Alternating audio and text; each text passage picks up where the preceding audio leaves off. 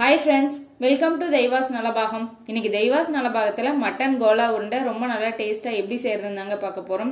Mutton எடுத்து ஒரு time இந்த மாதிரி கோலா உருண்டை செஞ்சு சாப்பிட்டு பாருங்க, ரொம்ப நல்லா டேஸ்டா இருக்கும். வாங்க எப்படி செய்யறதுன்னு பார்க்கலாம்.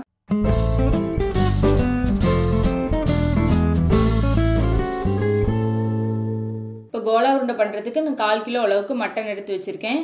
இப்போ வந்து இந்த மாதிரி பெரிய பீஸா இருந்தாலும் எடுத்துக்கலாம், அப்படி இல்லைன்னா கடையிலேயே சொன்னோம்னா நல்லா கொத்துக்கறி போல நல்லா கொத்தி தருவாங்க, அப்படியே எடுத்துக்கலாம்.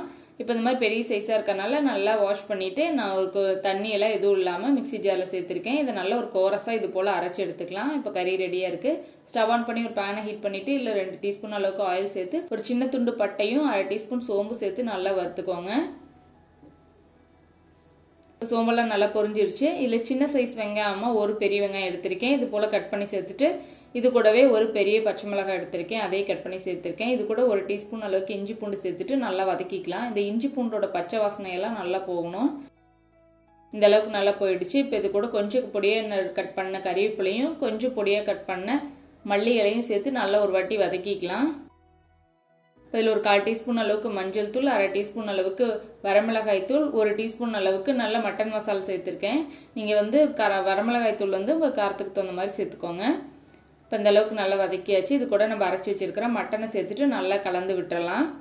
இந்த மட்டன்லாம் நல்லா வந்து இதுலேயே வெந்து வரணும். நல்லா ஒரு வாட்டி கலந்து விட்டுட்டு தண்ணி விட்டதுக்கப்புறம் இதில் உப்பு தேவையான அளவுக்கு சேர்த்துக்கலாம். உப்பு சேர்த்துட்டு நல்லா வதக்கி விட்டுட்டு நல்லா மூடி போட்டுட்டு இந்த தண்ணி எதுவும் சேர்க்க தேவையில்ல. இந்த மட்டன்லாம் சிம்முலேயே நல்லா வச்சு நல்லா வேக வச்சு எடுத்துக்கலாம். இதெல்லாம் நல்லா இதுலேயே வெந்து வரணும். இப்போ மட்டன்லாம் நல்லா வெந்து வந்துடுச்சு. இப்போ ஸ்டவ் ஆஃப் பண்ணிவிட்டு இதை நல்லா ஒரு கொஞ்சம் ஆற விட்டுறலாம். இப்போ ஒரு மிக்சி ஜாரில் 1/4 கப் அளவுக்கு துருவன தேங்காய் எடுத்து வச்சுருக்கேன், இது உள்ள சேர்த்துக்கலாம். இது கூடவே நம்ம வந்து நல்லா வதக்கி வச்சுருக்கிற மட்டன் சேர்த்துட்டு நல்லா இது வந்து அரைச்சி எடுத்துக்கலாம். இது போல் நல்லா அரைச்சி எடுத்தாச்சு. இந்த அளவுக்கு நல்லா வந்து பாருங்கள், இது போல் நல்லா இருக்கணும். இது எப்படி இருக்குன்னா எடுத்து நம்மளுக்கு பிடிச்சோம்னா இது போல் நல்லா பிடிக்க வரணும். இந்த அளவுக்கு நம்ம ஃபைனாக அரைச்சிக்கணும். பாருங்கள், இது போல் நல்லா அரைச்சாச்சு. இப்போ இதில் ஒரு முட்டை எடுத்து வச்சுருக்கேன், அதை வந்து உடைச்சிட்டு உள்ளே சேர்த்துக்கலாம். சேர்த்துட்டு இதெல்லாம் நல்லா ஒன்று சேர நல்லா பிசைஞ்சு எடுத்துக்கலாம். அப்போ தான் வந்து நல்லா நம்மளுக்கு பிடிச்சி ஒன்று சேர்ந்து நல்லா பிடிச்சி போடுறதுக்கு நல்ல ஒரு பைண்டிங்காக இருக்கும். இது கூட நல்லா 2 டேபிள் ஸ்பூன் அளவுக்கு பொட்டுக்கடலை மாவு சேர்த்துக்கிறேன். சேர்த்துட்டு இதெல்லாம் நல்லா ஒன்று சேர பிசைஞ்சிக்கலாம். எடுத்து நம்மளுக்கு பிடிச்சோம்னா அழகாக நமக்கு பிடிக்க வரணும். அந்த அளவுக்கு நம்ம வந்து கரெக்டாக மாவு அட்ஜஸ்ட் பண்ணி சேர்த்துக்கோங்க. எனக்கு 2 டேபிள் ஸ்பூன் போட்டால் சரியாக இருந்தது. இப்போ கையில் கொஞ்சம் ஆயில் அப்ளை பண்ணிவிட்டு நம்மளுக்கு எந்த சைஸில் வந்து நம்மளுக்கு வேணுமோ அது போல் நல்லா வந்து உருண்டை பிடிச்சிக்கலாம்.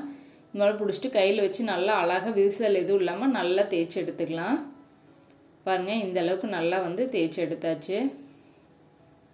இதில் வந்து நான் உருண்டை பிடிக்கிறதுக்கு முன்னாடி கொஞ்சம் கொத்தமல்லி இலை வந்து கட் பண்ணி சேர்த்துருக்கேன். இப்போ எண்ணெய் நல்லா காஞ்சிட்ருக்கு. இப்போ இதை போட்டுட்டு நல்ல ஒரு மீடியம் ஃப்ளேமில் வச்சு இதை நல்லா நம்ம பொரிச்சு எடுத்துக்கலாம். இப்போ முட்டை சேர்த்தனால கொஞ்சம் பொங்கிட்டு வரும். பொரிச்சு எடுத்ததுக்கப்புறம் இது கரெக்டாக சரியாயிரும். நம்ம முட்டை போட்டனால தான் இது போல் பொங்குது.